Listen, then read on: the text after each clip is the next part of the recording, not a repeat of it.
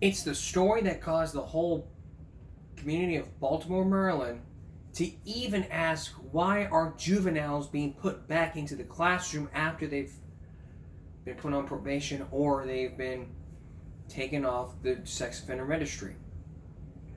If you've been listening to the broadcast last week, we told you about a judge that released a juvenile and put it back into the school after parents were outraged. This juvenile in particular was charged with rape.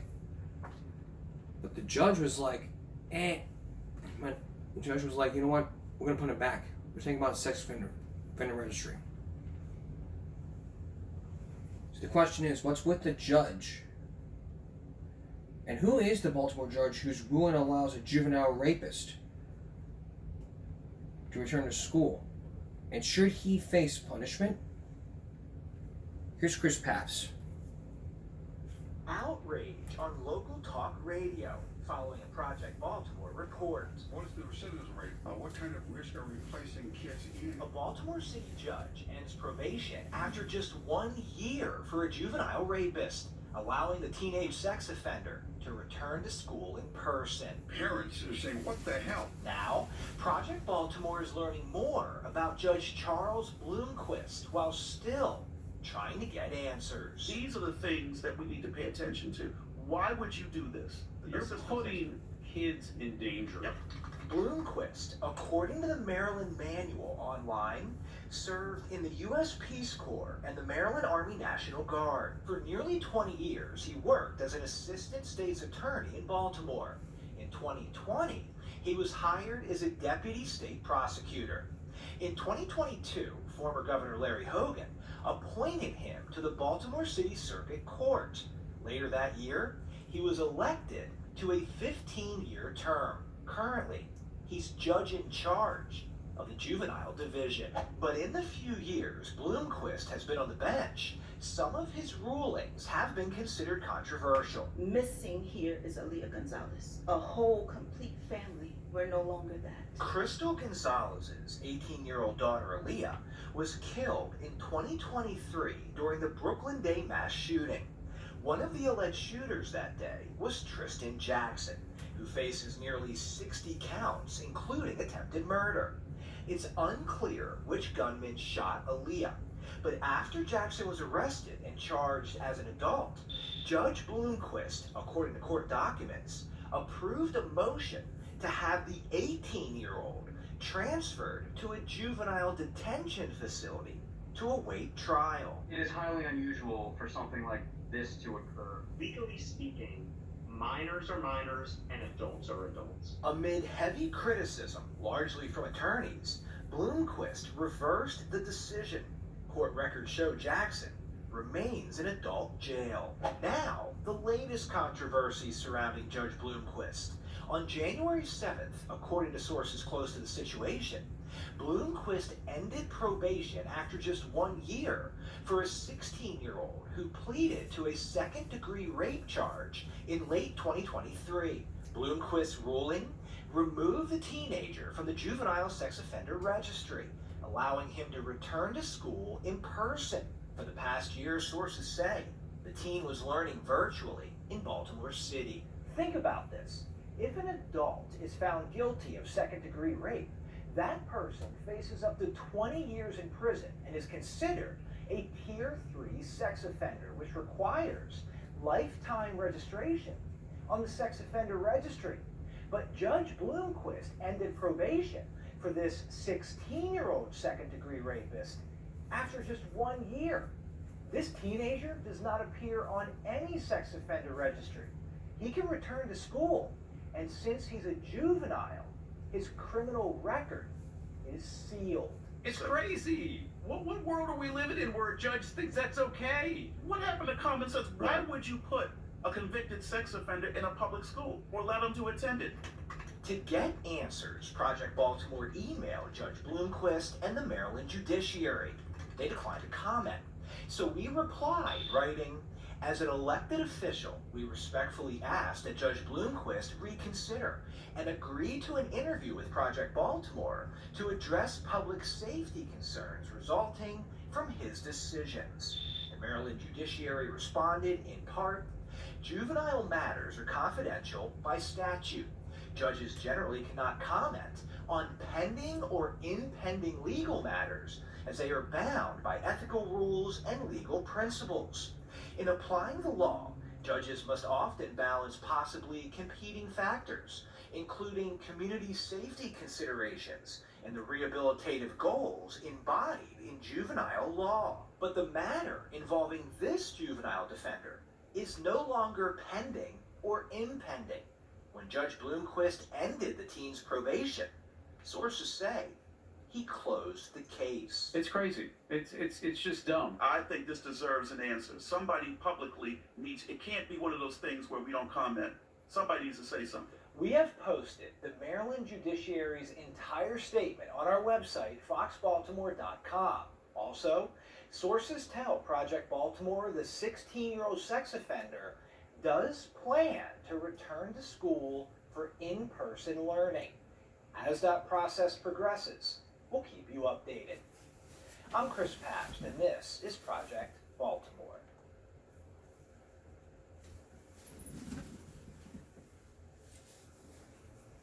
We are going to raise some common sense when we come back. Stay with us. Let me say that I will not allow a child to attend a public school if he or she is placed on a sex offender list. Looking at all this statement, let's read the whole statement. Chris, juvenile matters are confidential by statute. Commenting on the specific proceedings of consideration in the case about which you are reporting will be a violation of the law.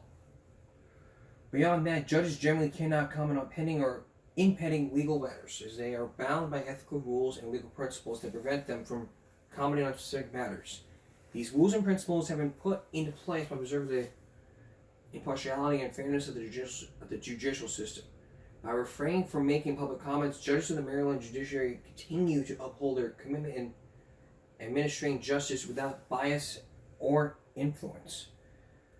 As a general matter, a judge's decision in any juvenile case takes into account all the evidence presented by both parties, often including expert testimony, as well as argument from both the prosecution and the defense, and presentations from victims.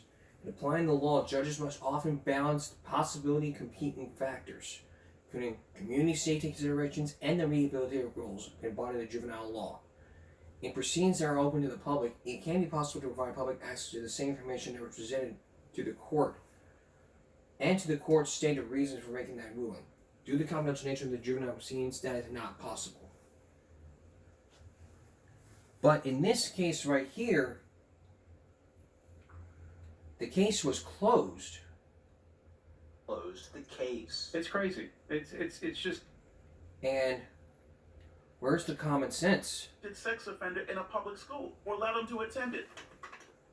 What world are we living in where I mean, where in the world do we think it's okay for a judge to allow a child who's convicted of rape to attend a public school? Would you let an adult who is convicted of rape be allowed to work at McDonald's? I certainly wouldn't. Or any place. You have a criminal record that's being put in place, and it's going to stay with you for the rest of the life. For the rest of the life, you have to say, yes, I was arrested. That's what happens. If you're going to apply for a job, you have to sit there and say, and tell the hiring manager, yes, I was arrested. And if you were arrested for rape, you got to tell that person. You can't sit there and lie and say, oh, I forgot. Because when they run a background check on you, and you sit there and say, oh, I forgot about that, you think they still want to hire you? No. You're going to want to be fired for relying on the application.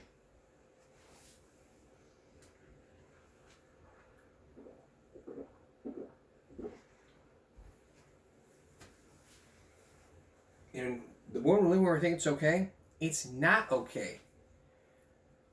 It is stupid. And parents are thinking that this is okay, move your kids out of Maryland and move them to Texas. That's all I'm going to say. And this was all from C4 and Brian Neiman. For a 16-year-old who pleaded to a second-degree rape charge in late 2023. Bloomquist's ruling? I mean, look at this ruling. It allows a two-time sex offender to move in the sex offender registry. I mean, no. If you're placed on the sex offender registry, you stay on there, even if you're charged as an adult. So if you're a 16-year-old charged as an adult, you're still charged as an adult. Ethan Crumbley, he was charged as an adult for his role in the school shooting. He was charged as an adult and sent to jail. But what about an 18-year-old? Look at this. This 18-year-old. 60 counts, including 55 counts, including attempted murder. attempted murder. It's unclear which. And this judge was like, okay, I approve, we're going to do a motion to transfer him to the juvenile detention facility. If you're 18, you are not a minor anymore. By state law, you are an adult until you're 18 years of age. There is no if, there is no and, there is no but, there is no excuse. The state of Maryland makes the laws, and the police have to enforce it, as well as the judge. The governor signs the laws, and the police officers have to enforce them. I would not be in this judge's shoes. I would send that 18-year-old to jail for good and for life. You're 18, you go to jail. You're under 18, you go to juvie. That's simple. If you're put in sex offender registry, then you're placed on there. You're charged for rape, you're charged for rape. Even if you're going to be raped in jail, that's what's going to happen. The safety of your child and the safety of the parents is what's at stake here. You know, if this state would allow it to happen, then other states would want to do this, and then, it'd be a whole case of, we allow this to happen. I mean, why are we not protecting our kids?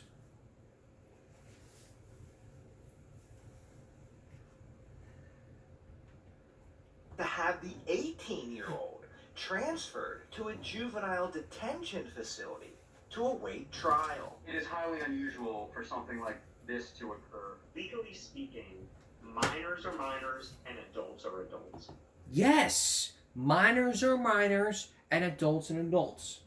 In some states, a minor cannot be talking to an officer, the law, until they're 18 or 17. That's what they say, but it's not in other states. It's basically in states to where it will never happen. In my opinion, he needs to be back in virtual learning and be put back on the sex offender list. If the state will not do it, then I urge to you, the good citizens of Baltimore City, what I urge you is this: protest outside the courthouse. It's your First Amendment right. Don't protest outside. Protest on the sidewalk and say, hey, we need this person to be put back on the juvenile sex offender registry. Because if not, hell's going to be breaking loose. Hell's going to freeze. I mean, does this judge have a child? If the judge has a child, then he'd be sitting there saying, well, if he called a press conference saying, this, and that. If this judge was married and had a child, because if he was a dad, he would not be giving a child special treatment. No special treatment is needed. Nobody deserves any special treatment, period. Nobody deserves it. And even if they were to deserve it, we wouldn't even be here talking about it, would we? Absolutely not. I urge you, citizens of Baltimore, go on a public sidewalk outside the judge's courthouse and protest until the judge changes his mind. Even if you got to be arrested, it's your First Amendment right to do a full-scale walkout.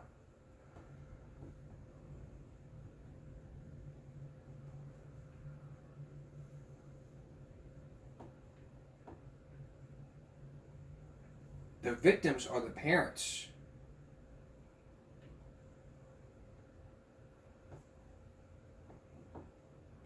And who's the victim here? The victims are the parents. And they deserve answers.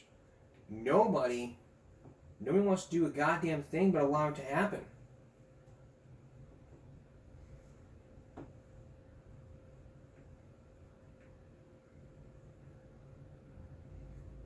Nobody wants that to happen. Would I allow it to happen? Absolutely not. I would leave the place, and not just leave. I would not only would I resign, I would leave and never ever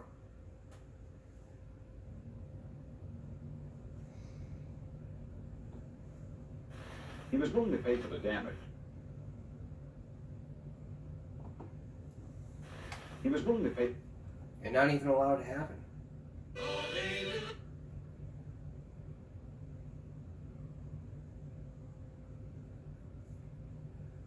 But we're in a world we're living in today where we allow it to happen, and not ever let it happen again, because it's bound to gonna happen again. Be good for. And if it did, we wouldn't even be here. So, what's the bottom line here? The bottom line is he needs to be put back on the sex offender registry, and that judge needs to be put on administrative leave or suspended or be removed from the courthouse. No ifs, ands, buts, or excuses. No excuses at all.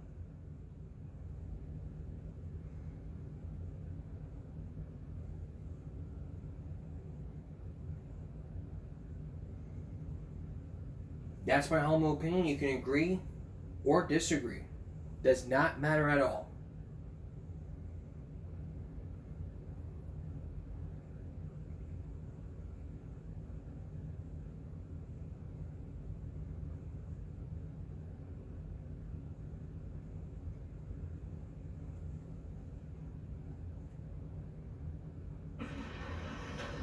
The five of us that's. All right.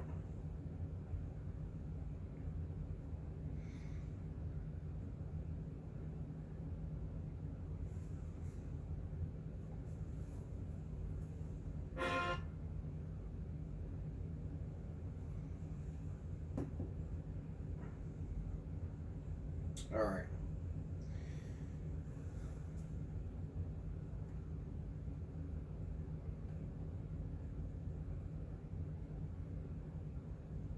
All right. When we come back, a story all about cruise ships from Chris Cuomo. It's an Primetime investigation I won't want to miss, so please stay with us. Cruise ship crime. Think about this. You're going on a cruise, and all of a sudden you see someone, you hear about a disappearance somewhere on a cruise ship, or you heard about a rape. But would you ever imagine being one of the victims of that rape? Tonight we're going to show you a primetime investigation that was back in 2007 that talked about the disappearances on cruise ships. Not just that, it's also about sexual assaults. Why are women being sexually assaulted in those cruise ships? And what, if any, should happen in the near future? And how did they react when it comes to situations like this? The stories you're about to hear are very chilling, and we do stand as a warning. Here's Chris Cuomo.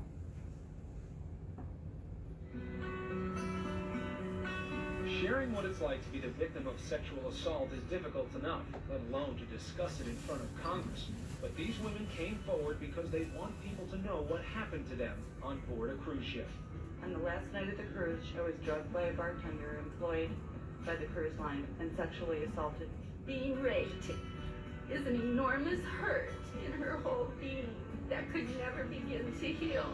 Our primetime investigation took us into the realm of sex assaults at sea. We found case after case filed by Jane Doe, anonymous victims. Almost all of them settled under terms of confidentiality. Critics say this is one tactic the cruise industry uses, to keep crime out of the spotlight. I believe there are hundreds and hundreds and hundreds of victims that have never come forward. I believe that with my whole soul. That's why I'm here. I want them to come forward. Marilyn Decker's daughter, Jamie, refused to become another Jane Doe and let the cruise line industry silence her. Jamie is now 19 years old. She grew up in the peaceful surroundings of Anchorage, Alaska. And several years ago, her parents capped off a cross-country trip with a week-long vacation on the Carnival cruise ship, Sensation. So we all felt like we were all about to have a really wonderful vacation. Jamie was excited to be on her first cruise and signed up for the teen activity group. I was 12, but I didn't want to hang out with the little kids really, and I was just kind of at the age where I wanted to be older and hang out with older kids. On the 5th day, the cruise ship was going to be pulling into port at Cozumel, Mexico. Jamie joined the teen group for a swim and was looking forward to a ping pong tournament after lunch. I got out of the pool. People were scattering. They were going to take showers. They were going to go meet their mom and go eat lunch. And Jamie was heading back to her cabin, she says, when a man approached her. He had a tag on with the logo of the cruise on it. He had his name on it. I mean, he was a crew member. So he comes up to you and what does he say? Well, at first he just got in the elevator and he asked me if I was having fun and if everything was okay. And then he asked me if I wanted to go see where the dolphins played, where the crew members got to go see where the dolphins played. And that's where it all kind of started. At the time, she simply thought the crew member was offering her a special treat. First of all, I was 12. I loved dolphins. And second of all, I was going to get to go to a place where nobody else could go. So I was special. She says the crew member then gave her directions to meet him in a remote area of the ship. He showed up moments after she arrived. And then he led me into this room. And he showed me the porthole where the dolphins played. Then, she says, he started to make her uncomfortable. And he says, oh, you have strong shoulders and a strong back. I didn't know how to react. I was kind of freaked out. I never had a man come on to me before, and I certainly didn't know how to handle it, especially an older man. At this point, I'd never even kissed a boy. I mean, it didn't even cross my mind that he was planning to rape me. But that was exactly his plan. Instead of being in the arms of her father, the 12-year-old was now in the clutches of a crew member. He made sure that he was between me and the door at all times. There was never one point when I could have even wanted to run from him. And at that point, he started to touch me and to kiss me, and I started screaming and fighting. And then I think he just got fed up with me fighting, and he took my dress off, said lay down. I stopped fighting him. I stopped screaming. It was funny to him. Nobody could hear me, and he knew it. Nobody was looking for me, and he knew it. He could do whatever he wanted, and nobody would know. There on that cold steel floor, Jamie says the crew member raped her. I remember it was silent tears at this point. It was where I had nothing left to scream. I had nothing left to really give. It was just, I had no facial expression. It was just blank stare. After the assault, he finished with a threat. He told me that if I were to ever tell anybody, that A, he would kill me, and then go after my family. And you believed him? Oh, I believed him. I still believe him. How were you able to pick yourself up off that floor? I'm not even sure to this day. I didn't want my mom to find me like that. At this point, I knew I couldn't tell anybody. I started to tell myself this hadn't happened. This isn't really as bad as it looks. Then I walked to my cabin and threw my bathing suit and my dress just overboard. It was gone. Jamie tried to pull herself together and return to the teen group, but she couldn't hide her distress and quickly broke down, crying hysterically. She was brought to security. What did you tell them, Mary? I told them that a man had approached me and in the elevator and had taken me to a room and had touched me inappropriately. I didn't tell him sexually inappropriately. And they just thought that I was freaking out because I was scared. Did they believe you? No, they said I was lying. They said I was making it up. Critics say that is typical behavior. The cruise line trying to downplay an incident so that it doesn't get investigated and then reported as a crime. the 12-year-old was shivering with fear and says she was about to become a victim all over again. They said to my parents, I have a very vivid imagination. Somebody said, well, show us where she was. Almost like, well, Oh, she yeah. can't possibly do that, so let's just give her a little rope to hang herself.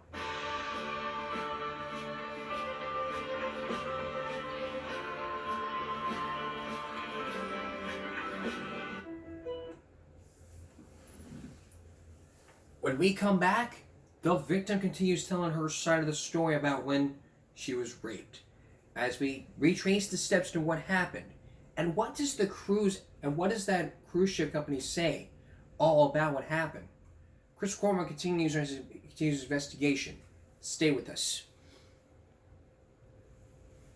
Returning to our story. You've heard a young woman by the name of Jamie who says she has been raped by a cruise ship employee down at the dolphin exhibit where only crew members are allowed. Remember, she was given a special privilege.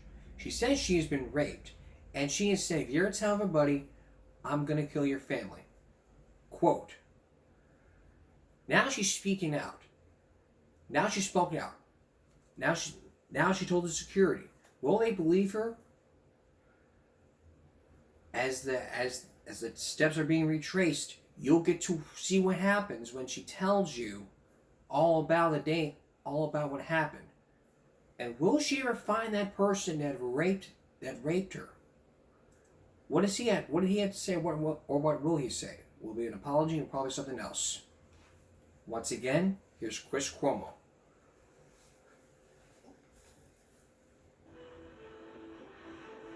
When crime strikes on a cruise ship, many of the victims describe a second blow, the response of the cruise line. Jamie Decker was only 12 years old when she says she endured the trauma of a rape. But she says security personnel didn't believe her story, that she had been taken and touched by a crew member. They weren't after him. They had no interest in bringing any attention to the crew members. They were investigating Me? But somehow the little girl was up to the challenge and led them back to the place she feared most. They didn't even believe me until I took them back to the room where I had just been brutally raped. And so I took them to this room. I walked up and I was like, this is the porthole. I was like, this is the blue pulley.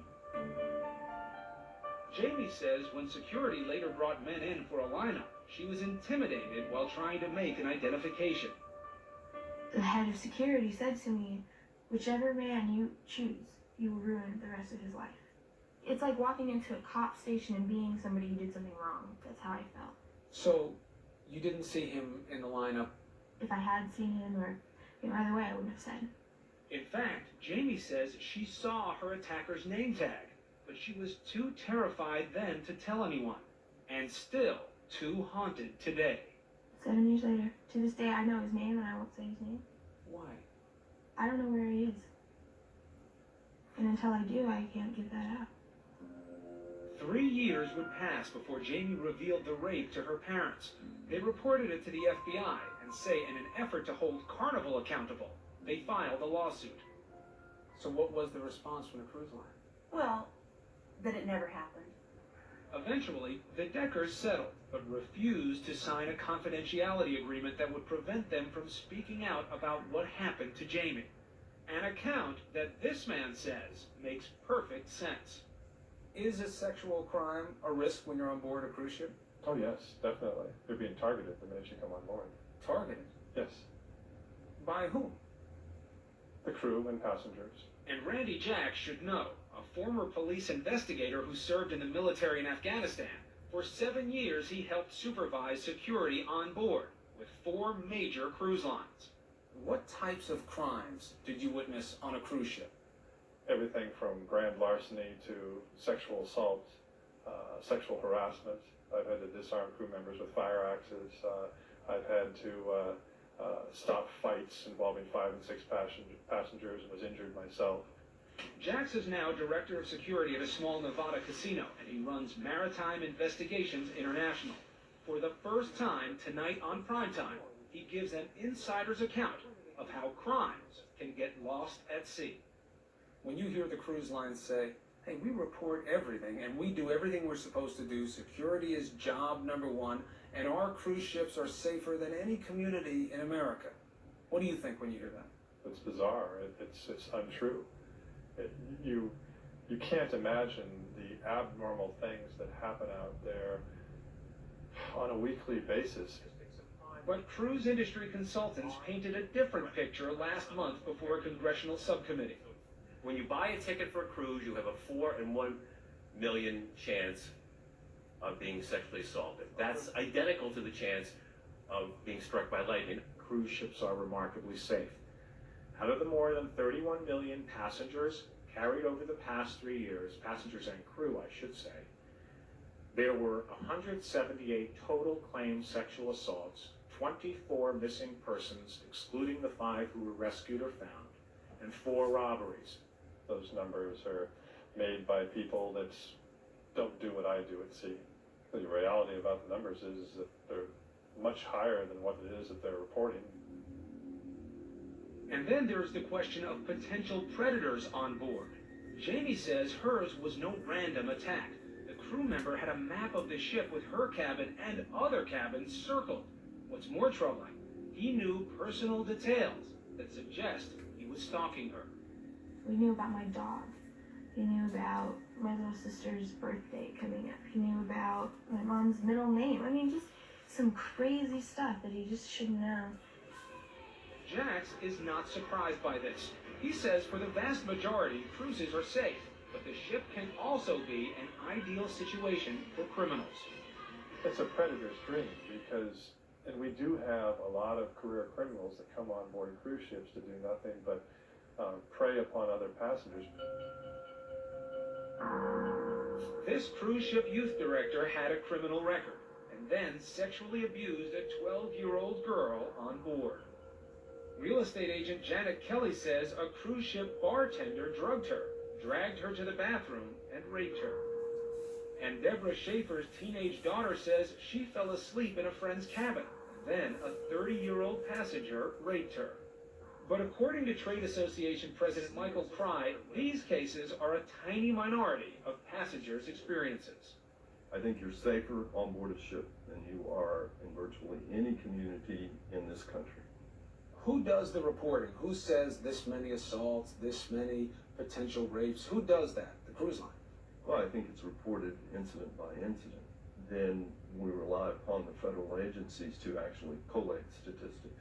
But Jack says during his own 7-year career as security officer, he personally dealt with more than 50 sex assault cases, some of which cruise line management never even reported to authorities. A passenger comes and says, I was raped. What's the first reaction of the cruise lines in your experience? They do not want to acknowledge that this woman was actually raped. It's more or less, how do we make this go away with the least amount of attention to us as a cruise line, and to our ship, our vessel, and to the captain. And once a crime occurs, he says the first call doesn't go to the FBI. It usually goes to the corporate office. But cruise line officials say they go by the book. If there is some indication of foul play, that the evidence is preserved, the potential crime scene is secured, and officials are notified, that's the protocol. That's the protocol. That is what is followed. Have you ever been in that type of situation where you knew something had happened, you knew it needed to be investigated, and instead you were pressured to, let's just keep this quiet? Yes. In your experience, were the crimes that happened on board all then communicated to the FBI? No. Heavens no. That's just a throwdown. I write a report and it goes to the Home Office, but it's not like I'm sending it to the Chief of Police. I don't know where it goes. So as the issue now gets congressional attention, advocates are calling for independent law enforcement on board. But victims like Jamie Decker are also looking for cruise lines to change their approach when tragedy strikes. They were never on my side, and that's wrong. Jamie says all they need to do is ask themselves a simple question. What would they have done if it was their child? We were lulled into believing that our children were safe. I know that you're not necessarily safe on a cruise. I mean, I know that now, but I didn't know it at the time. Carnival Cruise Lines declined a request for an on-camera interview regarding Jamie Decker's allegations. In a letter, Carnival said that in light of the fact that no allegation of a sexual assault was ever made until a lawsuit was filed 3 years later, the company believes that the matter was fully investigated and properly handled. And as for Randy Jacks, Carnival says in the more than 10 years since he worked for them, they've revamped their security requirements and training procedures. But remember, he's also worked for 3 other major cruise lines since 2001. We'll be right back. All right. Rape is rape. If you don't know what rape is, you need to be doing your research. Rape is rape. And if you saw someone that did that rape, then all of a sudden you gotta put yourself in the victim's shoes and say, this, and that. There's no but here, you know? Rape is rape, period. That's just all I'll say. Rape is rape.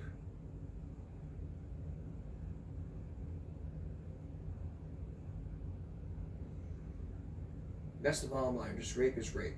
Coming up, you're about to meet a man who says that he knew too much when it came down to Philip Morris. He worked for Philip Morris, and now he's speaking with Peter Jennings. Did he know too much? Please stay with us. Victor DeNoble.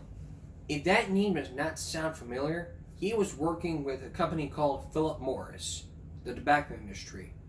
Now, years ago, the media reported on nicotine as an addictive drug. It's found in any cigarette that you have. And last season, we focused on an investigation into nicotine. From how the cigarette is made, to even the lawsuit filed by Philip Morris against ABC. There was one other we were going to talk about, but I was afraid it would be demonetized. It was an interview on 60 Minutes with a person by the name of Dr. Jeffrey Wygant, former Philip Morris from Brown & Williamson. But because of that, we're not going to show that, and I will not ever show it because I don't want to be demonetized.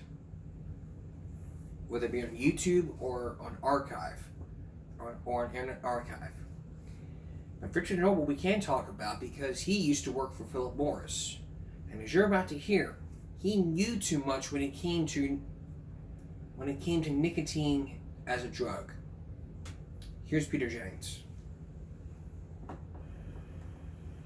Did Philip Morris try to keep your work secret? During the first 2 years of the laboratory's existence, the lab was really quite secretive. In 1994, Victor DeNoble stunned Congress when he testified about sensitive research he conducted inside Philip Morris. We weren't permitted to discuss our research at any of the research meetings for the first 2 years or so. But DeNoble knows much more about Philip Morris than Congress was interested in at the time. It's just a cover-up that's unbelievable. It's unfathomable what has been held back from the American public. Part of the cover-up, according to DeNoble, is the difference between what executives said publicly about addiction. I believe nicotine is not addictive, yes. And what at least some in the company were saying privately, including one vice president. He came to visit our lab in the 1983 period, and I was giving him, sort of the explanation between addiction and drug dependence in animals and humans. He pulled out a cigarette, and he said, "Boy, don't tell me these aren't addicting. I'd shove 2 of them in my vein in the morning if I could." So there was complete freedom of discussion inside the company about the fact that cigarettes had addictive properties. Is that the correct way to say it? I think that's a very correct way to say it. But Philip Morris did more than talk about nicotine. DeNoble says they hired him to find a replacement for nicotine, one that would still have the drug effects, but would be safer. 130,000 people die of complications of cardiovascular disease every year attributable to cigarette smoke. That was the premise of the entire program, to find a substitute that smokers would inhale, it would go to their brain, activate the pathways in the brain, but not affect the heart. In the process of finding a replacement for nicotine, DeNoble says his research on animals found that nicotine had some of the properties of a drug of abuse, and that a safer cigarette could be developed. And was this just a an open company lab you were working at? Our lab was really quite secretive. Our windows were painted black so people couldn't see in. And for the first 18 months, I wasn't allowed to even tell people in the research center what I was doing, just senior management at Philip Morris. What DeNoble found was that rats would self-administer nicotine by hitting levers. According to DeNoble, senior management became worried that if his research became public, it could lead to government regulation and make the company more vulnerable in smoking-related lawsuits. He told us his bosses sat him down and suggested a plan. We're going to let you go. We're going to put you in a warehouse in downtown Richmond. And we're going to build your own facility, and we'll contract with you so that you can do the research. You just won't do it as a Philip Morris employee. And why would you not do it as a Philip Morris employee? Well, that would distance it from the company. And the company was specific with you that they wanted you to work outside the company for this reason? Right, but that wasn't good enough. So they, at one point in September of 1983, they were going to move our lab to Switzerland so that they would not only be distant, it would be not discoverable. Because research you do in Switzerland would not be recoverable by whom here? By any U.S. courts or a lawyer. Most of the research done in Europe, it's very, very difficult to get a hold of. If there were other reasons to do research overseas, Victor DeNoble was not told. We have learned that Philip Morris used more than one overseas research center. According to this Philip Morris document, the company conducted research in at least 4 laboratories in Europe. One is in BIFO, a lab in Cologne, Germany. As of early this year, it was performing research for its parent company, Philip Morris. Were certain kinds of research conducted by in BIFO rather than in Richmond? Oh, absolutely. I remember when I first heard about in BIFO, you know, I thought I had the secret lab, and then they had this secret lab over in Europe. It was kind of a strange concept for me to understand. In a sworn statement to the Food and Drug Administration made public only this week, the former Philip Morris scientist Ian Udess confirmed what DeNoble had told us. I found out, he said, that hardly anyone knew anything about in BIFO. Why did Philip Morris need in BIFO? Philip Morris needed in BIFO because there were certain research projects that clearly the company did not want to have done on United States soil. These projects involved cancer-producing agents. These projects involved ways to manipulate components of cigarette smoke. According to this document we obtained, in BIFO, the German lab, conducted research on a range of topics, including nicotine pharmacology. We asked to interview Philip Morris on camera about in BIFO and the rest of DeNoble's story, but the company declined. The company sent this statement, acknowledging that in BIFO's scientists and employees had expertise in an array of disciplines, including pharmacology and toxicology. Cigarettes contain nicotine because it occurs naturally in tobacco. Nicotine contributes to the taste of cigarettes and the pleasures of smoking. The presence of nicotine, however, does not make cigarettes a drug or smoking addiction. From your point of view, why has Philip Morris all of these years maintained that their interest in nicotine has to do with flavor, and you come to the conclusion it has to do with addiction? Well, I didn't come to that conclusion, they did. That's what's really amazing. When I got to the company and reading the memos from the 60s and 70s, it was crystal clear they were treating cigarette smoking as an addictive process, and nicotine being the primary substance that people smoke for. They're measuring changes in brain waves. They're measuring changes in blood levels of nicotine. That's not taste. Consider these internal Philip Morris papers that are under seal in a Texas court case. In an early draft of a speech, nicotine is referred to as an inexpensive, tasteless constituent. This scientist wrote of a study that used a systematic manipulation of the nicotine-tar ratio. Philip Morris says it did not use this research in creating products for the market. What we found out from Dr. DeNoble was that the executives of the companies themselves knew all the things that they were denying to our committee because of the research that they had been conducting on their own. Philip Morris never did move DeNoble to Europe, but it did send a lawyer to see him in Richmond. DeNoble remembers one very specific question. And what was his question? Are these procedures that a governmental body would use to identify a drug of abuse? And my answer was yes. And he got very upset, stormed out of the room, and said, "You're making us look like a drug company." You're making us look like a drug company. Yes. This was not the first time that DeNoble had had an unexpected encounter with Philip Morris management. At one point, he was flown to New York to discuss his research with the company president. Was it unusual for a scientist of your stature to be invited to head office? Oh, I'd never heard of anybody at my level. I mean, I was a base level scientist being flown anywhere. Directors, Company vice put a president. limousine Right. into the boardroom in New York? Exactly. And what happened? And he just asked me one question. He said, why should I risk $1 billion industry on rats pressing levers for nicotine? Some months later, DeNoble's boss called him in his office. I thought I was being promoted again. And he goes, but as of 3 o'clock, and it's 10 after 3, we're no longer doing animal research. You're fired. And he said, I want you to go downstairs, shut your equipment off, kill your animals, turn over your books. For nearly a decade, Victor DeNoble's story remained a secret, not by his choice, but by a confidentiality agreement with Philip Morris. It was only under pressure from Congress that Philip Morris released DeNoble from that agreement.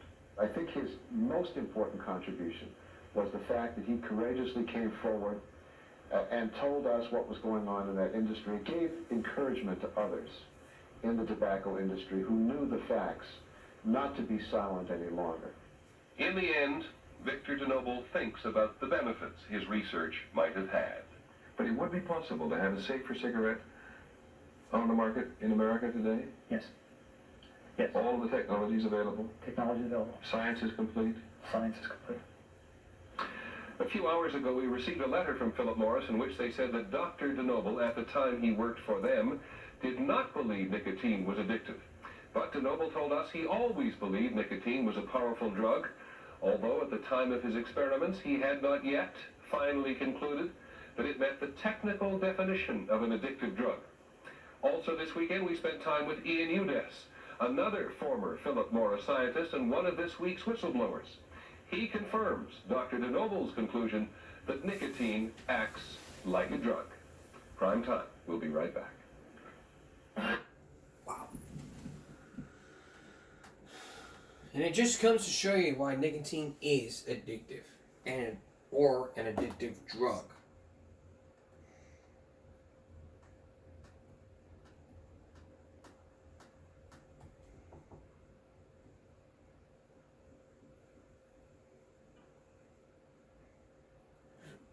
Alright. Coming up. Hold on. Actually, yeah, we're not going to take a break right now. I'm going to tell you right now, if you're going to think about going to Starbucks, sitting outside Starbucks, you better be listening up. Because what Starbucks is doing is implementing policy which states that if you, it says that if you're not paying customer, you got to pay to use the bathroom. Unless you're not a customer. If you're not a customer, you can't be doing it. If you're not a customer, then you got to pay to use the bathroom.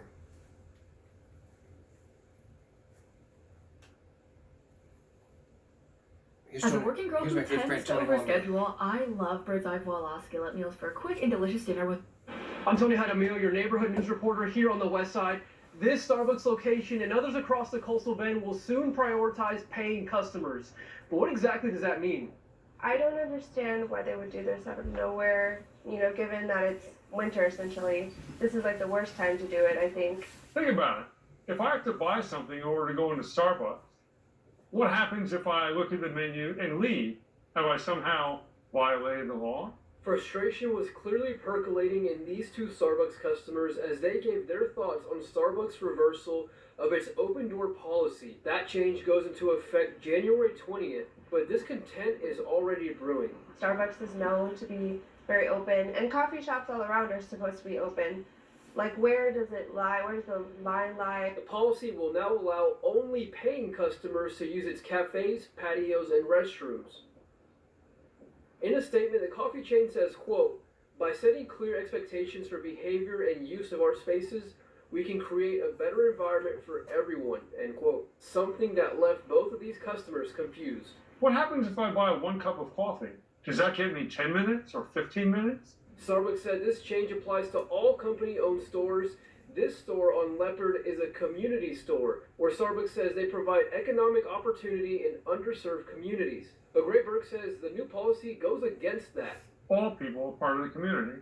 So either you're a paying customer store to the exclusion of other people, or you're a community store. Don't say you're a community store if not everyone in the community is welcome. In that same statement, Starbucks says it provided its managers 40 hours of training ahead of these changes. On the West Side, I'm your neighborhood news reporter, Tony Jaramillo, Chris 6 News. What's going to happen to homeless people? I mean, public bathrooms you got paid to use. That's not fair. A bathroom is a bathroom. What you going to pay? $50 for me to use the fucking bathroom? I mean, whoever thought about you making money, people taking a shit? It's fucking bullshit. I mean, you gonna take a shit for $2? Like, I gotta go take a dump. Okay, that's $2. I don't have $2. Okay, well go shit outside. I gotta pee. Okay, that's $1. I don't have $1. Okay, well go pee outside in the cold.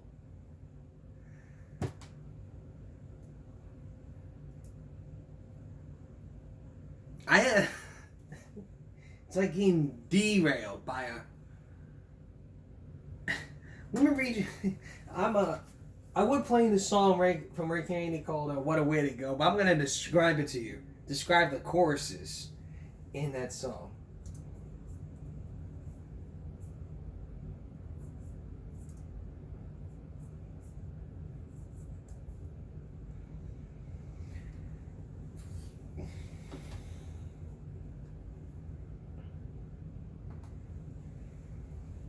And really, it's like you're getting derailed by a hooker down in Dallas. You got French fried by a waitress in Idaho.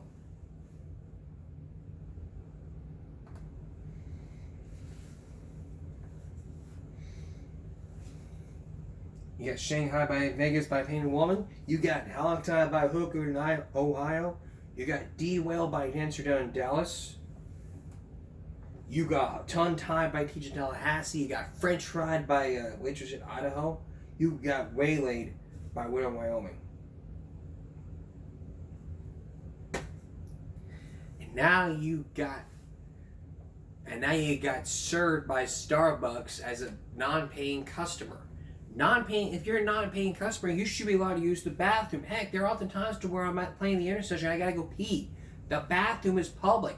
Hence the terms public bathroom. Why do you have to pay to use a bathroom? I don't understand the logic of it. It's like, it's a public bathroom. Let's make an exception. Let's make it free because it's a public bathroom. No one understands the term public. The bathroom is open to the public and everyone's allowed to use it. But not for paying customers. Give me a break. I mean, I get that Starbucks is, this and that, but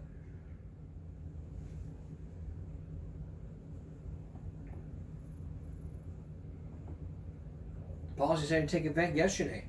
And now people are sitting there saying that,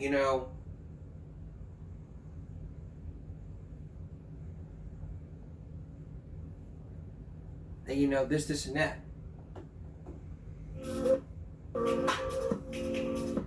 So here's the thing. Bottom line is, we've all been through this. But why? I'm Tony Jaramillo, your neighborhood news reporter on the South Side, and we'll have the answers for you. The bottom line here is this, I get it.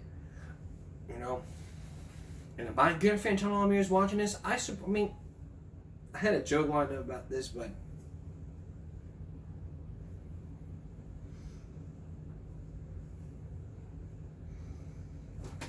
I don't even know. Eggs. We all like eggs. Scrambled eggs, fried eggs, steak and eggs. But the price of eggs has gone up. Local business hit by rising egg prices. Why is that? Once again, Tony Jaramillo. According to the Consumer Price Index, the price of eggs rose nearly 38% in 1 year, and we're feeling that price hike at grocery stores. Jordan Jarada owns a grocery store and restaurant on the south side. I asked him how this price hike affects businesses like his. But for the restaurant business, we use about 4,000 eggs a week. And that's just affects the portfolio and the market profit. At the same time, we did not increase our prices on eggs. But other business owners have had no choice but to raise their prices. As a small farmer, I have not raised prices until just last year after my own increases over years' time. Gretchen Stinson owns Serendipity Mini Farm in Robstown. She raises chickens. She says the avian flu or bird flu is the main cause of the price hike. The bird flu has had a devastating impact on the commercial chicken population in the U.S. I know there's been something like 21 million chickens lost just since October. So at a rate of about 1 egg a day, that's 21 million eggs a day we've lost. So supply and demand is definitely a part of it. We've seen a consistent increase in egg use over the last few years, a lot more higher protein diets, people are eating healthier, that's the good news. But because we need more eggs, prices do tend to go up. Other factors, Gretchen says, include the colder weather and shorter days during the winter and continued inflation with expenses. The good news, Gretchen Stinson says she believes we could see prices drop as early as March. On the south side, I've been recommending Neutrogena's HydroBoost line for years. With Kofi and cuts off. Every state you live in, I'm not even gonna say it. I'm not gonna go over this. I mean, I've had Tony Lemire spoke about this, but you know, it's just out of my hands. So I don't even know what to say anymore. You know, we get it.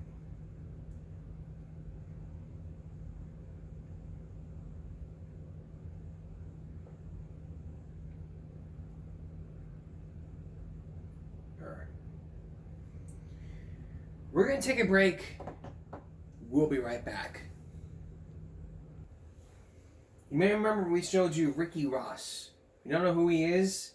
He's a YouTuber that just does voiceovers for all the cartoons like Dinky the Duck, The Proud Family, Looney Tunes, and possibly Scooby-Doo. But here's one with 1.8K views from Phineas and Ferb.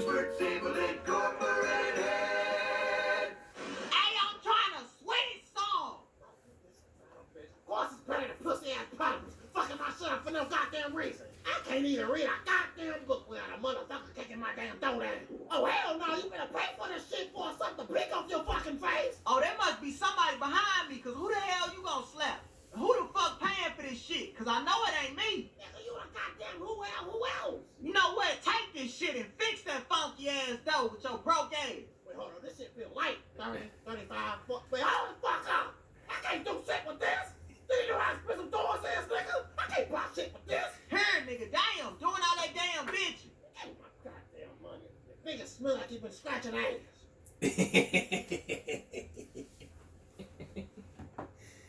And here's your one from when Granny got her revenge. Bitch, get your old ass off me, damn. It wasn't me that ran you over. It was that nigga Rudolph them. Man, this some racial profiling bullshit. It's some profiling bullshit.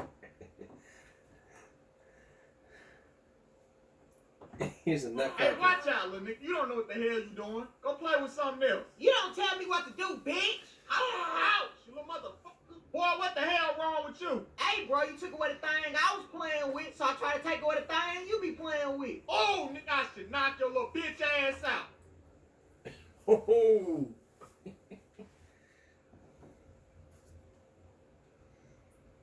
And I never even heard about this one. My dad's a real cunt monkey, you know? He's always drinking. He beats on my mother, and he keeps calling me Hairy Penis Osborne. I swear, one day, I'm just gonna kick him in the nuts, you know? Nigga, what? Hey, all y'all niggas better hold y'all bitches tight, cause once I start drinking, somebody getting fucked tonight. Yo, what's up, nephew? Peter Parker. I ain't seen you since you was still sucking on your Aunt May titties. Boy, what you been up to? Man, not shit, Shake my hand, little nigga, before I slap the shit out you. God damn, let my hand go. Oh, my fault. That must be your jack-off hand. With your little punk ass. Boy, I tell you, y'all new generation of niggas weak as hell. Hey, bitch, where the fucking food at? And bring some damn champagne. Peter, I'm gonna get your ass right tonight, boy. Your Uncle ain't got shit on me. I'd like to make a toast to all the black people I've offended tonight, and believe me when I say, I truly don't give a fuck how y'all feel. It's my motherfucking house. It could be Black History Year, and y'all would still be a bunch of dirty-ass, nappy-headed niggas. And also, I look better with waves than any of y'all. You know, Peter, you remind me of Spider-Man, the way you been swinging that dick around town. Yeah, I heard about you, boy. These little bitches calling you the wall crawler and shit. The what? Hairy penis. Son, remember when I caught you and your cousin tickling each other's private parts? Ain't that right, Mary Jane? I don't know what the hell he's talking about, Tiger Daddy. Nonsense. You know exactly what the fuck I'm talking about, Mary Jane. You were rubbing peanut butter on his little Peter Whacker, and he was shoving applesauce inside your tight little honey pot. Excuse me, I gotta go pee like R. Kelly. You better not be in there beating your meat in my damn bathroom, cause I got cameras in there watching. Woo, shit, I feel a whole lot better. There he is, Sweet Meat Pete. You was in there for a good little minute, boy. We thought you fell in the damn commode. I'm telling you right now, Peter, if I go in there and see that you clog my toilet up, then my foot gonna clog your ass up. Oh, shit! This is like, ooh.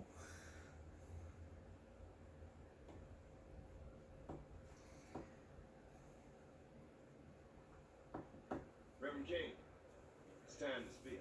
Oh, yes, sir. I'm about to talk some shit today.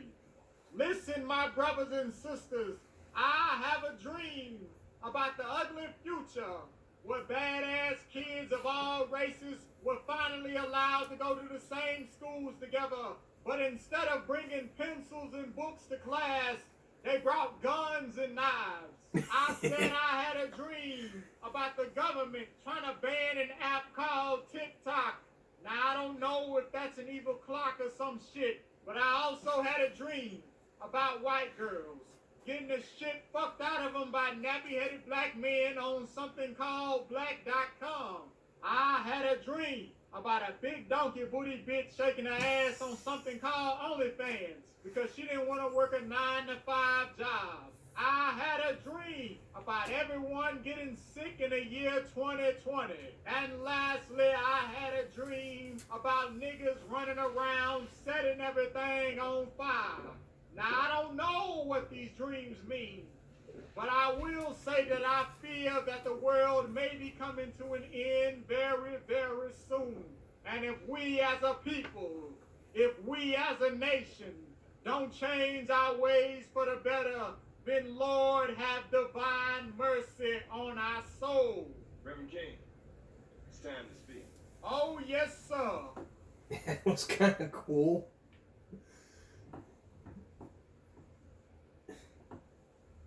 Don't touch shit up in here. I want some ice cream. I ain't paying for no high-ass ice cream. Mama, ice cream ain't high. You just broke. Boy, you better eat this damn cereal. Mama, we all finish that little lab box of cereal. Okay, baby. Somebody finna be hungry. See? That's why I'd rather go stay with my dad. I know he can cook. Then go stay with your punk ass daddy. Go stay with your punk ass daddy. Here's one of my favorites from Suburb Baby, where he got whooped. There ways a mom was I just want to let y'all know I'm doing this because I love y'all. If I ain't love y'all, I wouldn't be doing this right here. I'm only doing it because I love y'all. I love you, boy. I'm only doing this because I love you, boy. I love you.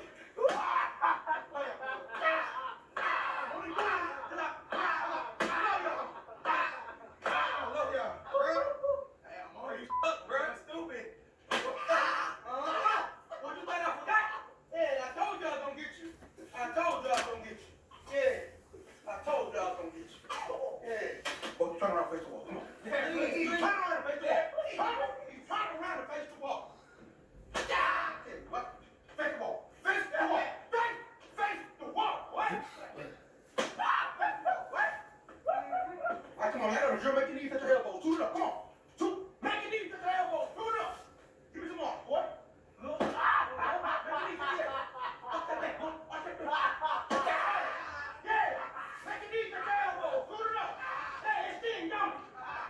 been telling you how to clean this room for a week straight before I get home. Not refuse to listen. I don't know what to do about this one. I don't know whether if I should just take the game or whether if I should.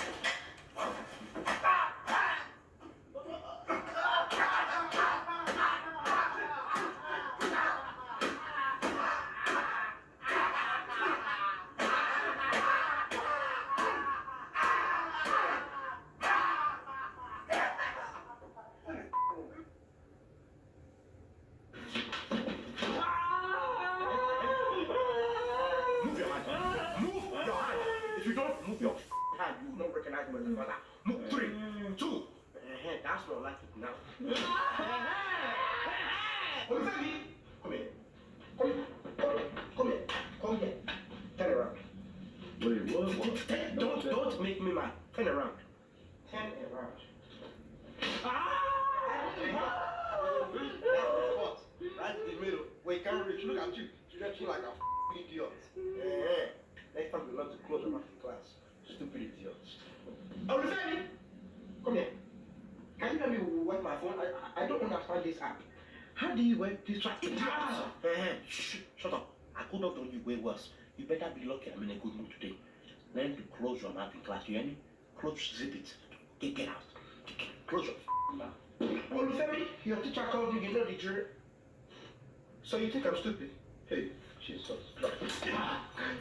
Off with it all. The jacket, the sweater, the sweatpants under that, the sweatshirt under that. Don't make me mad. Stop telling. Go. Move it. Now, move it. Yeah, can I get these? No, put it back. Now. Ah! I will embarrass you in front of all these people. Don't do this to yourself. Fix your attitude and fix it now. Foolish idiot. Come on. I'm sorry. 15 minutes, no text back. Are you serious? I would ask what you're doing, but I already know another girl has your attention. Bye, Jamarcus. I never want to see you again. Are you kidding me? What? Hey, you better talk out loud. No, I'm not talking to you. Just my girlfriend, she thinks I'm cheating. Sierra? Yeah, and she's a good girl. I can't lose her, Dad. You know I like Sierra. I'll vouch for you. Okay. Baby, I'm not cheating up with my daddy. Treating me like a stranger off the street because I didn't clean my room. Yeah, right? Okay, damn. Hurry, eat them on the bullshit, baby. Come on. Bro, I'm not falling for that bullshit. My daddy lied for my brothers every time they get caught up, too. I know what y'all doing. Why you comparing my daddy to your daddy? They two completely different people. I need this room clean. Daddy, hold on. Give me that. Baby, we're not lying. He actually mad at me because I didn't clean my room. Look, baby. I want to lose my PlayStation. I can't lose you too, baby. Believe me. Daddy, sorry, Daddy, chill. Daddy, chill. Boy, you must think I'm stupid. I know that girl living in your attic. The attic! Baby, humans can't even be up here that long. Everybody knows attics are naturally hot. And we live in Texas. They wouldn't last longer than 3 minutes up here. You sound crazy. I'm already sweating and I just got up here. You can't live in no goddamn attic. What the are you talking about? The attic? Baby, you on that bullshit. I ain't gonna lie to you. You on that bullshit. It's hot as Dad, you ready? Son, you ready? Oh. And you probably never will be.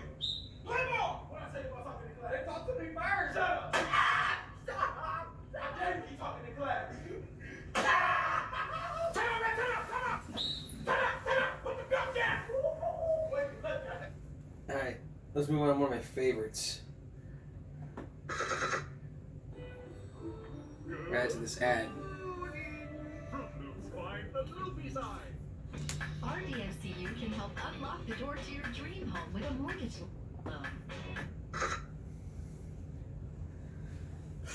What I tell you about talking in class. He's too old for it.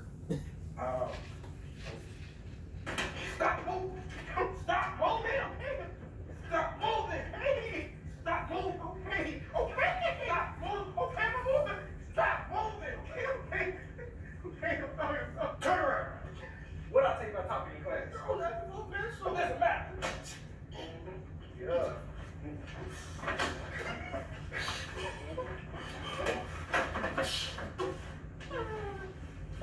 Wait.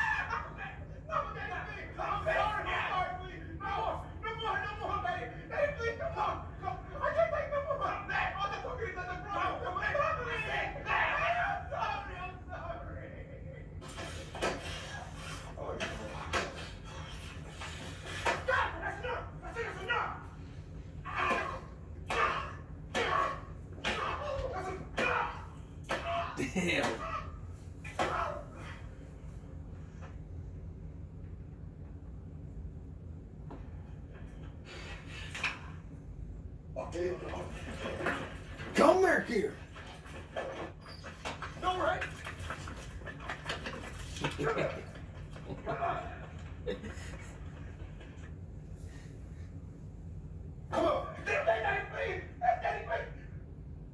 This is loads of footage.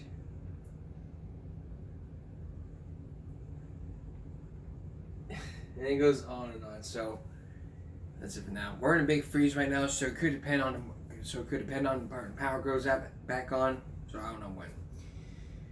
And just to give you out my TikTok, it's back on. If you install TikTok during the ban, it's back on. But if you haven't, we gotta wait till what happens. So there are potential buyers out there that could buy TikTok from that Chinese company. But we'll let you know what happens. We'll keep you posted what's been going on. So with this in mind, that's Give Me a Break for this Monday going to Tuesday. We're going to see you again for Give Me a Break Wednesday. For all of us here at YouTube, Give Me a Break. Stop bullying, speak up. Concentration, not strength. No jaywalking. Have a good night.